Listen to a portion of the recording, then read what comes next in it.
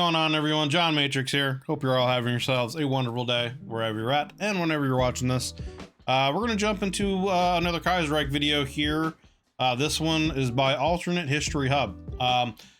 First off, if you guys have anyone out there that's watching this, if you guys have any content creators out there that you know of that do any kind of Kaiserreich or alternate World War I, World War II kind of, history stuff, I'm fascinated by these kinds of topics and history in general, so I'd be more than happy to check any of those out and do some reactions to them. So if you know any content creators out there that have any videos of stuff like this that you would like me to take a look at, feel free to recommend them down below in the comments, and I'll be happy to take a look at them. But this is the first one that I'm going to be taking a look at here by Alternate History Hub.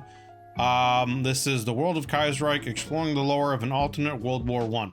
So I'm assuming this from the title, this might just be an overview of everything that happens, kind of a summary of everything that happens from the end of World War I up to the start of World War II, maybe, with all the different factions.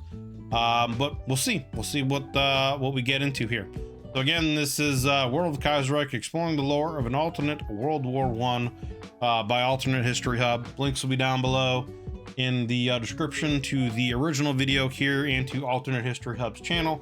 Please do me a favor, if you enjoy this video as we go through it, be sure to go and give this video a like, and be sure to check out Alternate History Hub's content on his channel. And if you enjoy the stuff that he puts out, make sure to hit that sub button on his channel and show the man some love.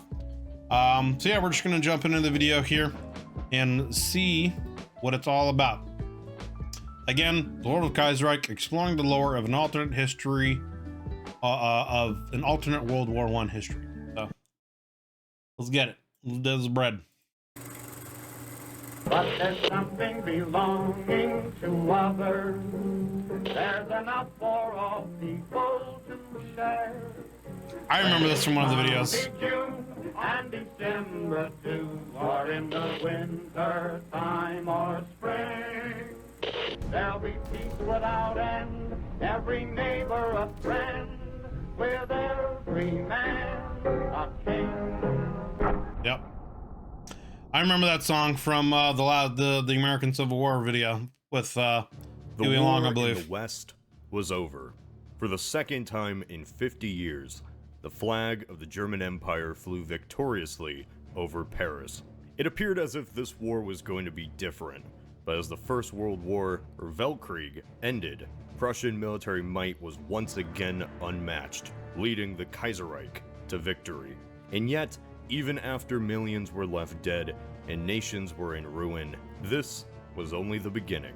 It's often been wondered what the world might have been like had the Central Powers won World War I. It's a common idea in alternate history, been explored in books, movies, but what about something more niche? Say a mod for the game Hearts of Iron 4, a strategy game that tells events using only pictures, text, and a world map. But with the magic of modding, knowledge of history, and some good creative vision, this is the world of Kaiserreich, and I want to explore it.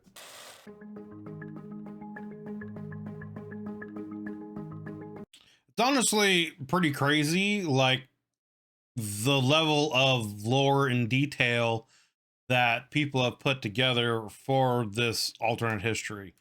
Just the series of events, the people in history, and how certain people have come to prominence, others may have not come to prominence, or maybe have been assassinated, or certain events didn't happen that would allow them to gain political power, etc., etc. And it's so fascinating and honestly surprising, the amount of knowledge and detail that that people have just put into this alternate history timeline. And that's why I love this stuff, because just in general, I always think about this what if stuff. I proposed numerous what if scenarios for all kinds of different videos with Warhammer and SCP and etc., etc. And it's I think this one, to me, I have a lot of fascination with this because it's based on real history,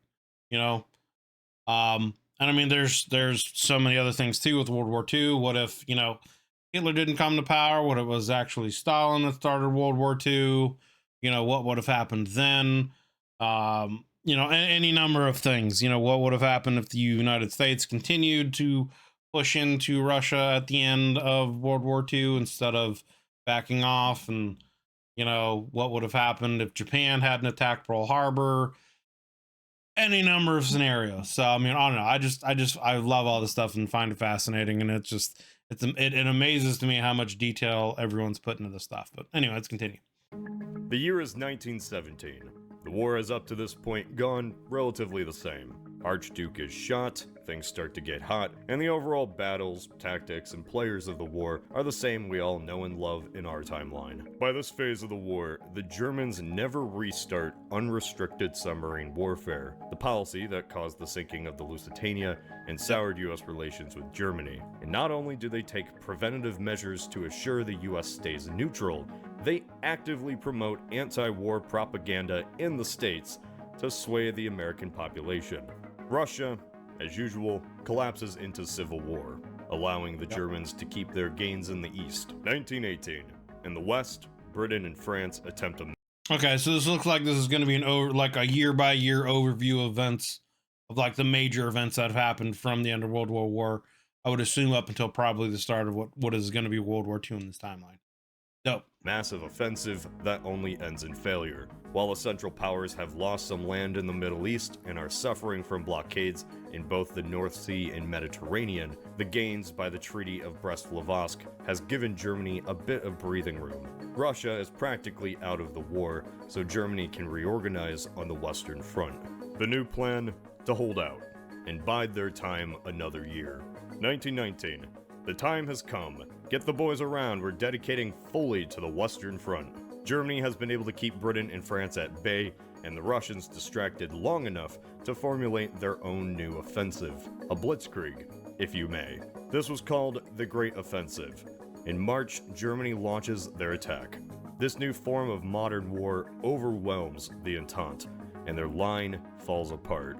Within a matter of months, Paris will be encircled. The French army falls into disarray.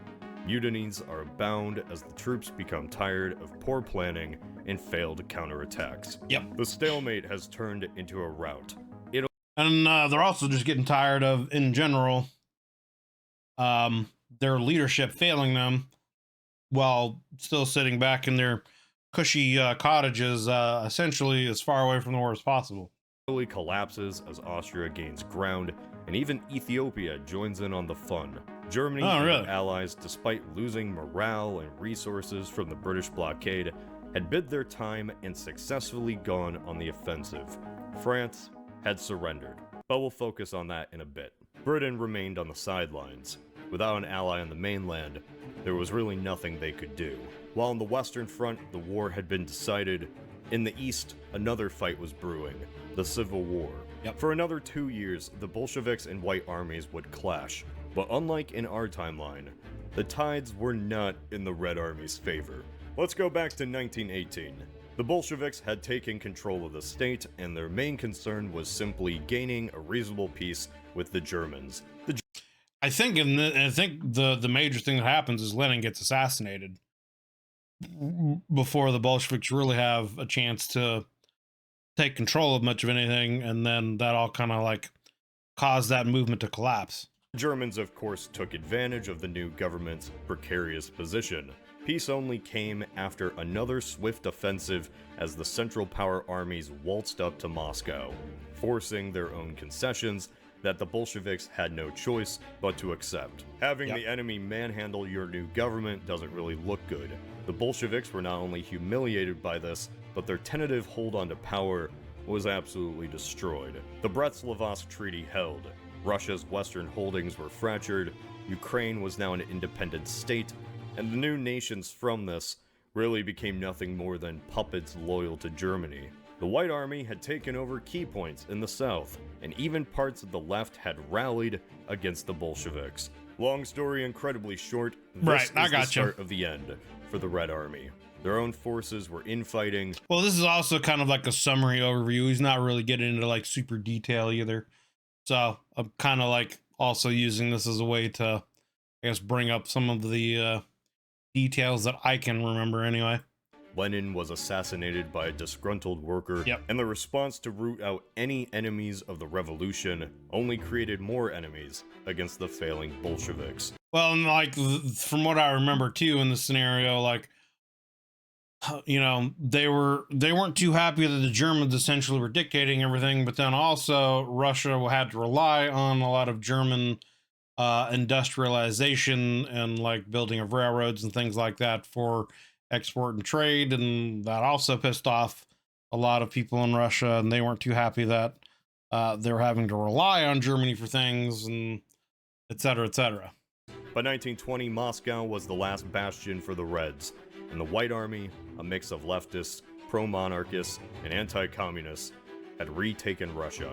With the state of their armies, although victorious, the White Army generals, with Kerensky at its head, had no choice but to recognize the previous treaty with Germany. They weren't in any shape to fight back in the West again. With the dust finally settled by 1921, the greatest fears of the Entente, now defunct, was realized. The Central Powers were now the victors in Europe.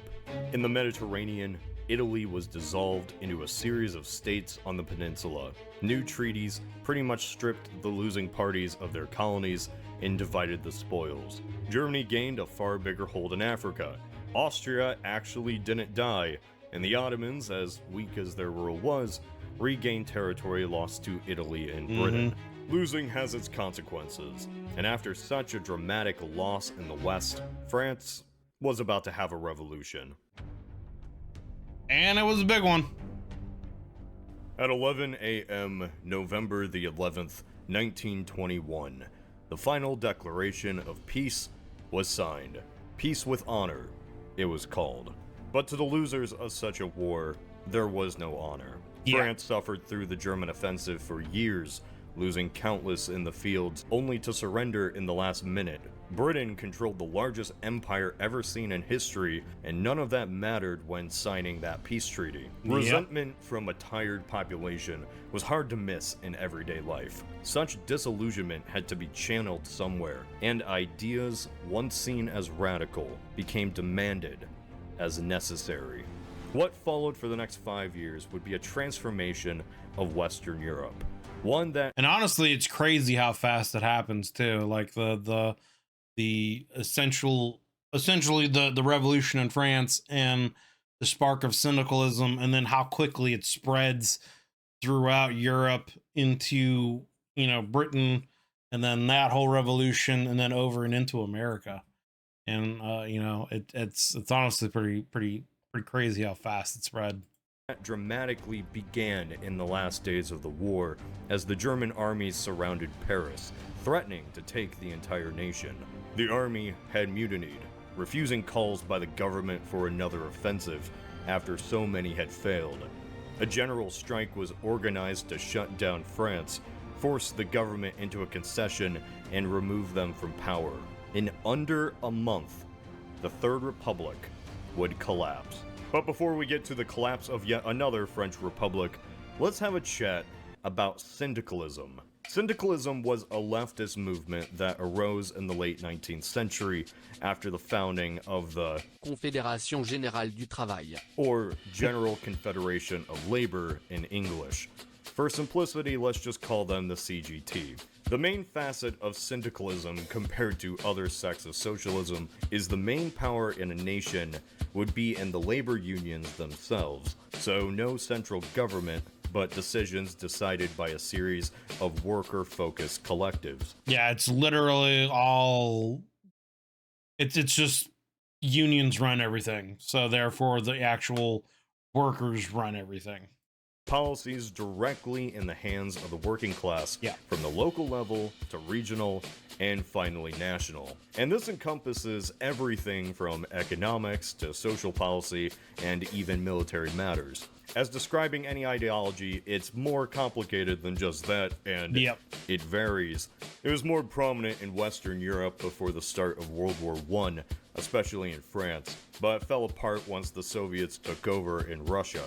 Yada yada, Red Scare, the leading socialist state is Leninist and eventually Stalinist, Syndicalism never reaches real prominence, but is still around today in small circles. In this alternate timeline, the Red Army in Russia is falling. France, the most prominent hotbed for syndicalism and socialism, takes the mantle instead. And what better time for an ideology like syndicalism to take charge than when the government itself collapses? Yep. A provisional government was established in the Third Republic's place. And again, like in this timeline, it really is crazy how rapidly like it becomes more of workers taking power back for themselves and running the countries themselves, and how quickly anything dealing with monarchies essentially fall apart. Think of it like the Kerensky government, where it was at odds with more extreme factions within the country. Socialists and liberals were at odds with the radical notions of the CGT, who believed they, as the leaders of the unions, held rightful power over France. Before the war against Germany was even over, another one had begun. A civil war between the provisional government and the syndicalists. And I mean, the thing is really like there wasn't much left and with the French provisional government at that time. Like most everyone had already given up dealing with you know, those in government there after being let down numerous times in the war with Germany. While in the East, the Bolshevik Revolution was as dead as Lenin, in the West, it had only strengthened. The Provisionals knew the military had CGT sympathies and tried to disarm the military under the excuse that the war was coming to an end. The remaining radical portions of the government abdicated in protest and joined the opposition. In a few months, France had gone through 2 different regimes, and the sole power left in the country with any backing or effective influence was the CGT and the syndicalists. And much like the Bolsheviks of our timeline, a period of violence followed as opponents and remaining sympathizers to the Republic or Provisionals were hunted down, achieving peace with Germany quickly only to secure their own position. In Britain, the Labour and Conservative parties had become it gets even worse for them here. There was a convoluted election, and failed tariff policies meant to help the economy only led to disaster. Economically, Britain was becoming isolated. One coal shortage and rise in unemployment later, and the economy collapsed. Such a bungled mess of policies had only reaffirmed opinions of the government created since the signing of the treaty. A change had to be made. The labor unions of Britain organized nationally. Yeah, they just took it a little bit further in March than of French did. 1925. Across the island, the cities were packed with workers calling for better reforms and for corrupt leaders to step down. The response against them was swift, and quickly the situation deteriorated. Whoever began the fighting was never known, but propaganda that it was the military that shot first was soon shared to organizers across the nation. Them's fighting the royal family words. decided to take a trip to Canada to ride out the storm, but this storm wouldn't pass. Yep. A revolution had begun. Over the period of 3 months, the UK would cease to exist. Parliament floundered an effective response, the workers transformed into militant revolutionaries, and soon even London itself was on the verge of falling. When the capital eventually did fall, any forces loyal to the Crown and Old Britain followed the royal family to Canada. The United Kingdom Yeah, they didn't. They were kind of executed. The Union of Britain was born. The ramifications for this were felt across the entire Commonwealth. The land of the Crown was no longer in Europe, Yeah. but instead Canada. And Yeah, it was Mosley that kind of took the most of the radical stance there from what I remember as well. the chaos from the revolution left loyalties and obligations up in the air. Australia and New Zealand banded together into a single confederation, as did Britain's holdings in the West Indies. Their African colonies were quickly swallowed up by the Germans. Yep. Moving on to Italy, while it was divided into a federation, even this quickly fell apart as its new nations began to fall under the easy sway of its much larger neighbors. The newly created Republic of Italy, with its capital in Venice, became a puppet of the Austrians. The Commune of France helped facilitate a socialist revolution in their south, forming the Socialist Republic of Italy. So, small Which we haven't really gotten into that too, all that stuff, the history of Italy in this timeline with them forming the different states and syndicalism moving down through there. So that's one part of this that I haven't learned about in this Kaiserreich alternate timeline. Tangent. If you can't tell already, this is what Marx originally predicted would have happened.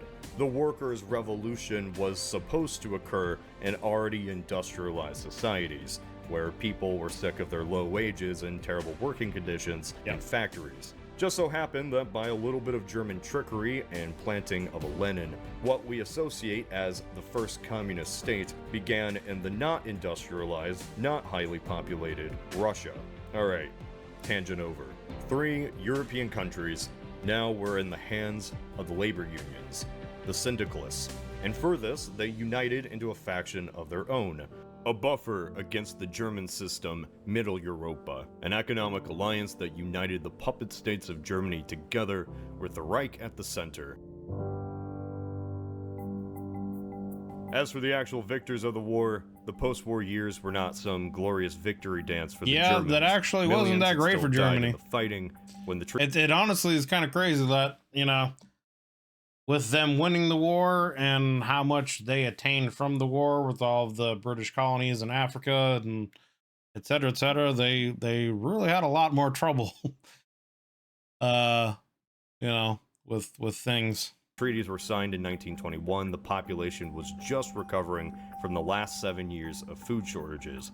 In a way, it was a miracle at all that the Kaiser's image was not tarnished, but victories do tend to have that positive effect. True. So what, I mean, history is written by the victors, you know that old saying. Is a Reich to do, and what issues do they need to deal with? Well, for one, the economy. The war, while won, took a tremendous toll out of the market. Manufacturing and factories had to reshift from their wartime production back into civilian mode. Compound this with a reduction in the conscripted military, and now millions of men were returning to civilian life without jobs in German cities. And that's only the domestic issues, as the Reich now oversees the newly liberated nations in the East, who, being recently, founded, liberated, their economy wasn't having the best time either. And Germany bore the brunt of this, as the economic bloc was their idea.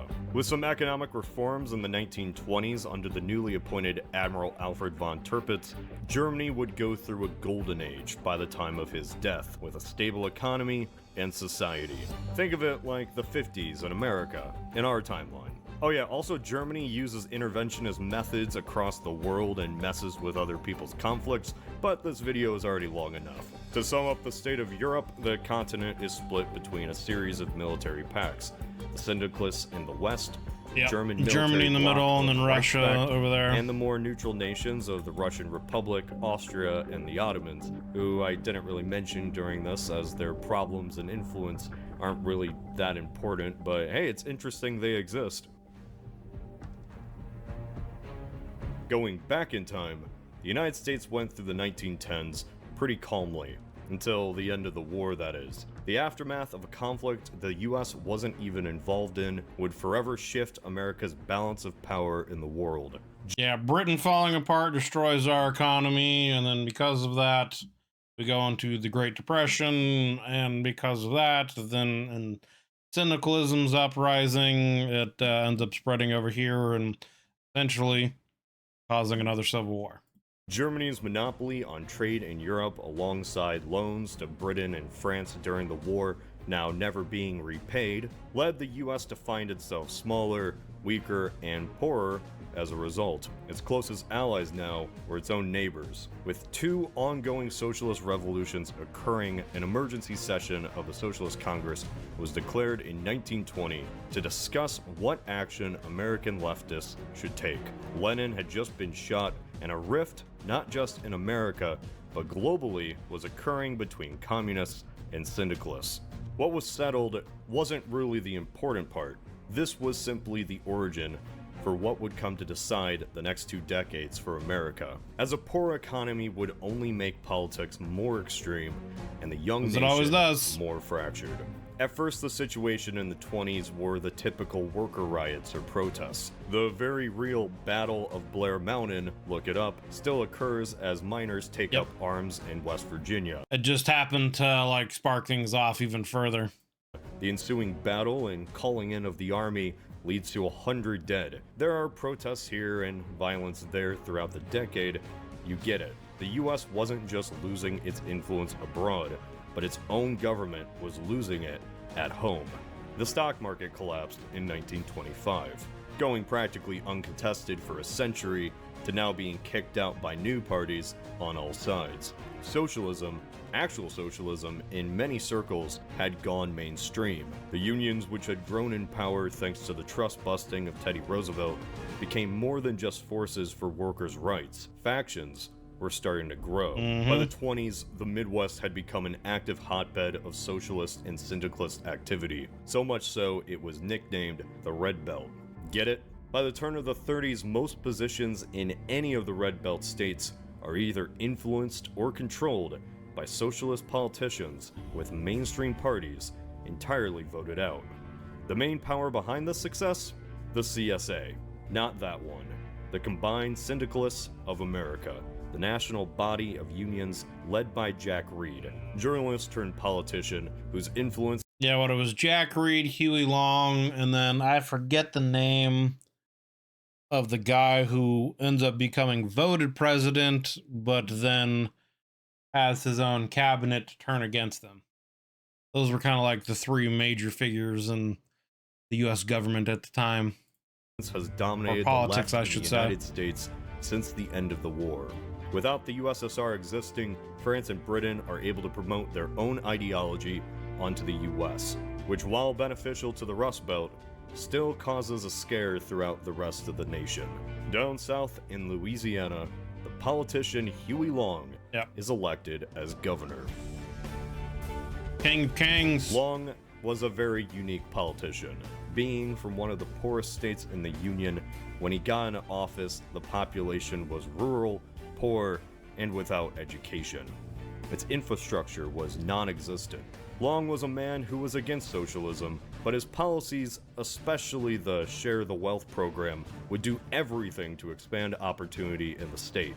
He ran his office with almost dictatorial powers, but was actually incredibly popular. His mantra ran his philosophy: every man a king. I'm not going to go too much into Huey Long. Here are a few videos. A Southern Democrat who used populism and strong-manning opposition to actually do good for the people of Louisiana. And in this alternate timeline, with the US government not having too much credit and the economy in shambles, Long decides to run for president. But upon losing the Democratic nomination, he falls out with mainstream parties, forming his own, the American First Union Party, a coalition of Southern, Christian, and pro-distribution elements with a little bit of populism. The Southern alternative to a failing system that isn't the CSA. Wait a minute. So why was the mainstream government so disliked? 2 words. Herbert Hoover. In his second term, his effect in the office has only led to radicalization. Yeah, he essentially, like, basically didn't do anything during this time period. Like, he didn't sign any kind of reforms to kind of help with people essentially not being able to find jobs and not having any kind of money because of the Great Depression that happened. And he basically just was, like, waiting things out to see what would happen. And so, yeah, he just kind of sat there, didn't really do anything from what I remember of the video that we watched. So basically just let everyone down, and no one liked him, and thus sought alternatives. On both sides, marred by military operations against protesters and strikers, and generally being seen as a puppet of the elite. When Black Monday occurs, this only leads to more isolation of the Democrats, Republicans, and even progressives. After one of the most convoluted elections in American history between 5 different distinct ideologies, the result, any result, leads immediately into collapse. The Second American Civil War, as it will be called, begins, as the syndicalists in the Midwest declare independence with their new capital in Chicago, as does the American First Unionists with Huey Long at its head. As the centrist government collapses in Washington, General MacArthur declares martial law and immediately mobilizes what remains of the loyalist states around his cause to reunite the US.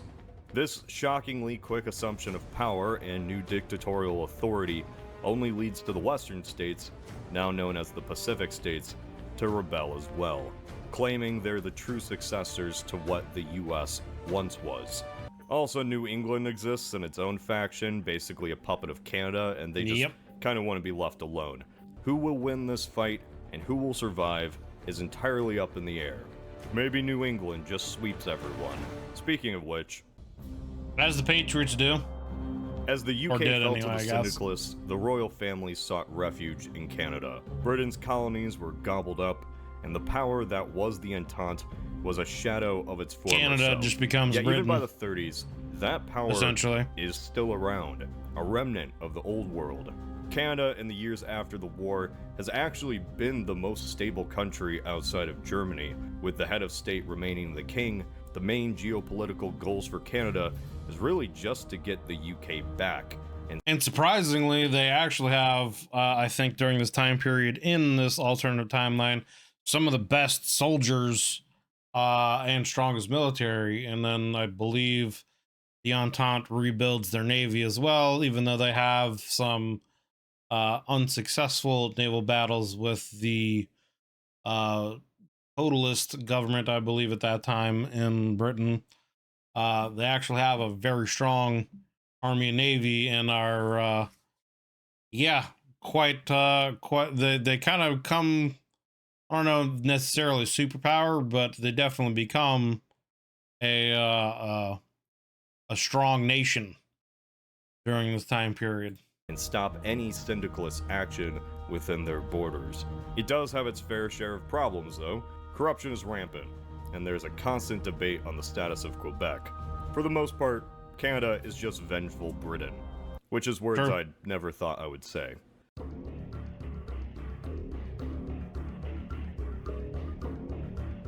Oh, okay. So this is another part of the history that I haven't gotten really much into. The only thing I really knew of from the like Asian Pacific side of stuff was that some of the Russians ended up getting into a couple of brief conflicts with some of the various Chinese factions. I think China is broken up into multiple nations during this time. It's not a united country at this time because of things that have happened. And then Japan ends up stepping in and taking a lot of territory in that side of things, I think, but that's about as far as I know. So I haven't really gotten into what's going on that Asian Pacific side of the world during this alternate timeline yet. The nationalist revolution devoured itself as it was consumed by corrupt dictators and fell into a patchwork of squabbling warlords. With the help from the Germans, intervening now in many foreign conflicts, loyalists to the fallen Qing are able to reclaim Beijing. After 2 decades of war, the Chinese population don't care much anymore for democracy, or at least nationalism, which the Germans were more than happy to promote, as they believed having a strong monarch was best for everyone anyway. The Qing's greatest rivals are to the north in Manchuria, the Fengtian government. They claim themselves as the descendants of Sun Yat-sen's revolution. Yet at least for now, they're simply biding their time with aid from the Japanese, waiting to retake Beijing from the Qing. China as a whole is fractured. What was once its territory is now a series of smaller cliques and warlord states competing with one another. The 2 largest factions slowly becoming puppets of the Germans and Japanese looking for control. So it seems like a proxy war kind of ends up going on between the Germans and the Japanese over there. Who will come up on top is still in the air. With the signing of the treaty in 1921, Germany went from having a few disconnected pieces of Africa to owning basically the center of the continent. Yeah. A vast stretch that not only absorbed the Congo Free State, but stretches from the Atlantic to the Indian Ocean. I mean, like, Yeah, they have this big swath, but it literally is in the center of everything, and it does give them access to both sides of the continent here as far as ocean travel and being able to import and export stuff. But at the same time, they're also surrounded by a bunch of other states that they're going to have to start, dealing with. The Congo Free State, but stretches from the Atlantic to the Indian Ocean. With the collapse of Britain's empire abroad, Middle Africa expanded their control to much of the Gold Coast. Its main rivals remain the French Republic in exile, who is nothing more than the Sahara colonies, and a newly independent Egypt that stretches down into Sudan. In many ways, and I believe Egypt at that time, from some of the stuff that I think we got into as well, is starting to actually really become a strong power as well, with aligning a bunch of other Middle Eastern and Arab nations in this alternate timeline. So Egypt is looking to become a powerhouse in that area. It's one of the largest political entities on Earth, larger than the continental United States. Yet because of its poor infrastructure and geography, its influence is rarely felt. Its leader is Hermann Goering, whose alternate self in this alternate timeline wishes to make a colonial outpost one of the most profitable colonies in the world. With the previously mentioned collapse, India and much of Southeast Asia fell into land. Haven't really gotten into much of this either, other than, India seeks its own independence while also the British loyalists were still there. So there ends up being a civil war. That happens. That's about the extent of what I know, what happened in India during this time. Grabs, revolutions, and reorganization. Parts of British control still remained in India as the Dominion of India, a collection of princes and British upper class loyal to the crown. However, their control is vastly diminished, as other princes have rebelled and created their own alliance, known as the Princely Federation. Lightning round over. In conclusion, Kaiserreich is a very in-depth alternate history scenario. So much so, I didn't even get into events with the Ottoman Empire, or the Mongolians, or Brazil, or any other country on Earth. Every nation in some way has changed. This history is just the backdrop, where the lore and stories change with every game. The victor and the history is up to you. So how will this alternate timeline turn out? Will the US remain a single nation after all opposition is purged? Will Britain ever be home to the crown again? Or will Canada simply fall to a syndicalist revolution as it spreads from the south? All of those are wrong. The Kingfish, Huey Long baby, will conquer America. Every single game, every single time, every man a king. Bridges will be built everywhere, even across the Pacific.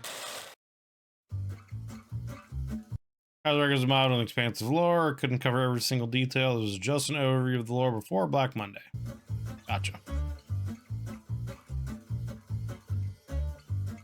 You're interested, check out the Steam Workshop. Okay. All right. Well, there we go. There we go.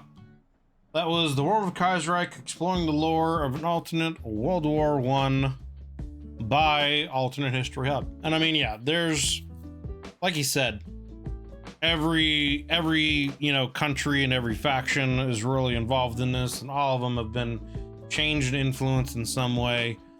And it's just it's fascinating to go over. The primary source of information that I have from this is from Kaiser Cat Cinema and his documentary series that is ongoing. There's 8 videos of that at the moment that I've watched, so that's where the most of my knowledge has gone to, gotten from. So I'm, as I've said at the beginning of this, I'm looking for other content creators who also have more information and stuff going on with the Kaiserreich to explore, because this stuff is it's fascinating to me. It's fascinating to me, and I would love to. I've said this in some of my other videos. I would love to see, a series that goes essentially from, the end of World War I through this into World War II and what happens through World War II on into modern times. I mean, it would be fascinating, because you think about this timeline, there isn't really going to be a Cold War in this timeline between the United States and Russia. Thus, there's also no space race that happens.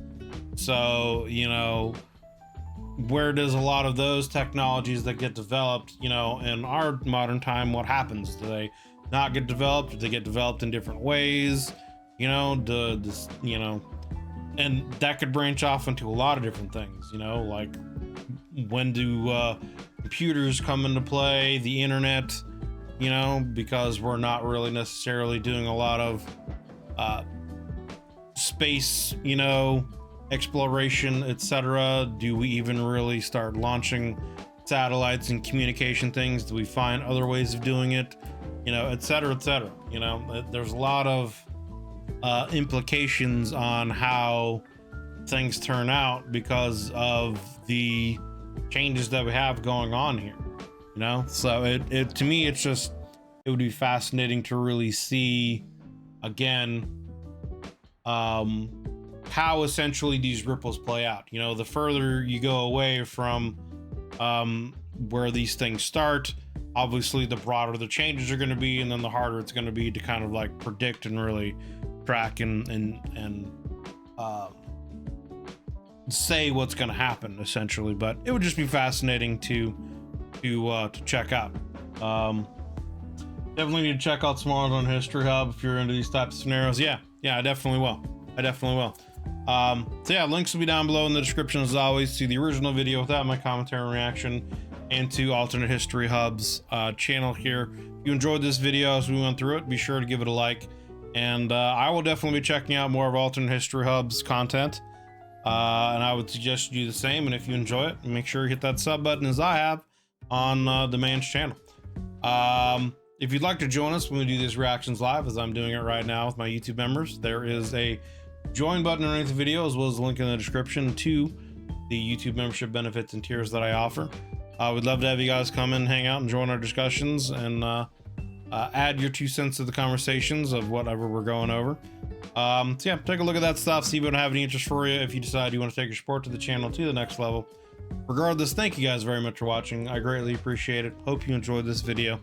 If you did, consider leaving a like and a sub, as it helps me and the channel grow. And yeah, we'll see you guys in the next one. Hope you guys are having a wonderful holiday season, Christmas, Hanukkah, all that kind of good stuff. And yeah, looking forward to continuing to put out content for you guys in the new year. Thank you guys for watching. We'll see you next time.